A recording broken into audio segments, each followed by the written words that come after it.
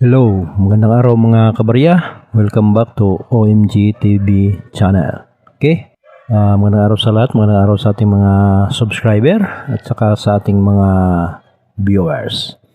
So, quick video lang to mga kabarya, no? Kasi kung makikita nyo dito sa hawak ko ay meron akong binubuong coin set.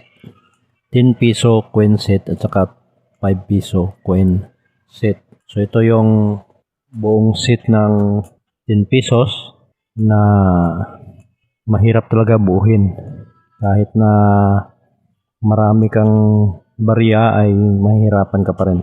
So bakit tayo nahihirapan? Dahilan dito sa 2 taon. Itong 2007 at saka 2009 na 10 pesos BSP. So ito ay hard to find. So napakahirap talaga hanapin itong mga kabarya, kaya yung mga gustong bumuo ng coin set BSP 10 pesos ay matagal talaga mabuo, tulad ditong nagawa ko. Yung una dati ay nabuo ko na, ngunit nahirapan ako, no, natagalan. At ngayon balak na ko namang bubuhin itong bago, kaya tinodo ko na mga kabarya, no. Kasi yung dati ay meron tayong mga barya doon na sinama natin na kahit hindi hard to find ay nilagay natin doon sa coin set, itong 10 pesos na coin set. So sa ngayon ang gagawin ko ay bubuuhin ko itong mga 10 pesos na ito na karamihan ay hard to find. At saan natin kukunin ang hard to find? Dito sa record ni Numista. Okay? So panoorin yung video hanggang sa dulo.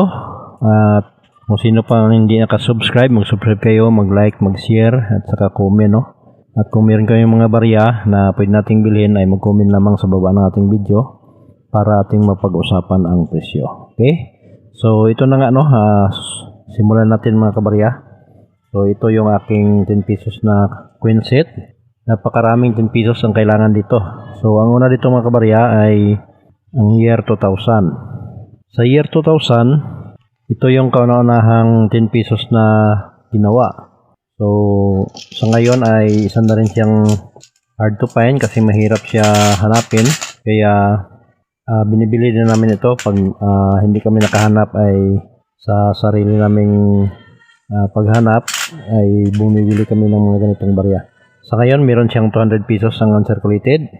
At kung meron kayo ay paki-message lamang sa baba nating video para ating makilatis ang inyong mga barya. Okay? So ang una ay 2000, ang sunod ay 2001 hanggang 2017 kasi itong mga barya, itong 10 pesos coin set. So in order to, no, 2001 2, 3, 4, 5, 6, 7, 8, 19 hanggang sa 2017. Okay? So ang pangalawa dito is 2001. Minabuti kong hard to find din ang aking mailagay, kaya ang hinahanap ko dito is ang reverse 1B na 2001. So ito yung 1.0% lamang yung kanyang frequency. Isa nito sa hard to find. At sunod 2002. Ang kailangan ko dito is 2002 reverse 1D. So sa 2003 naman is reverse 1B. At ang 2004 is nasa common lamang siya, no? Kahit ano na sa 2004, common lamang, walang hard to find yung 2004. Ang 2005 naman is yung reverse 2B ang kailangan ko dito. Ang 2000 dalawa no, sa 2005 reverse 2B at saka reverse 3E. Pwede rin ang reverse 4. Then sa 2006 yung kailangan natin is yung bago lamang, no, uncirculated na 2006 reverse 1C. 2007 ito yung hard to find na mahirap talaga hanapin. So ito yung hinahanap namin talaga. Ito ay 0.5 at saka 2008 na kahit alin dito, no? Reverse 3A, reverse 2A. So, kahit alin dyan sa dalawa ay pwede na mailagay dito sa hard to find na coin set. Saka itong 2009 na 0.6% ay ito ang hard to find sa 10 pesos. Ang halaga nito is 3,000 pataas na mga kabarya. Kaya kung meron kayo, mag-message lang mo sa baba nating video para mapag-usapan. Sa reverse 3A naman sa 10 pesos na 2010. Reverse 3A ang kailangan. At saka 2011 is kailangan dito is reverse 1B. No, reverse 3B. Nasa 2011. 2012 naman is itong 3B.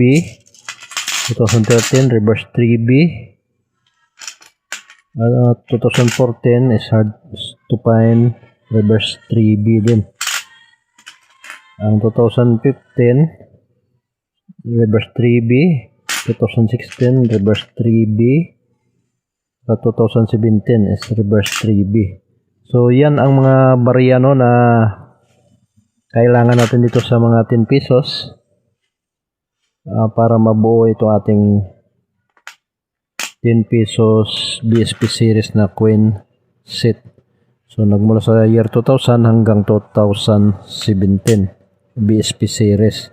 So yan yung mga barya na kailangan natin dito mga kabarya para mabuo ito. At ang pinakamalaga dyan is yung 2007 at saka 2009 na 10 pesos. So yan talaga yung mahal. Binibili na ng 3,000 pataas ang kanyang halaga. Okay? So sa ngayon ito lamang, at sa sunod nating video ay ang coin set naman ng 5 pesos nagmula sa 1995 hanggang 2017. So medyo marami-rami yon. At ang kailangan naman natin doon yung mga hard to find ng 5 pesos ang ating gagamitin para kahit matagal mabuo ay solid naman. Okay?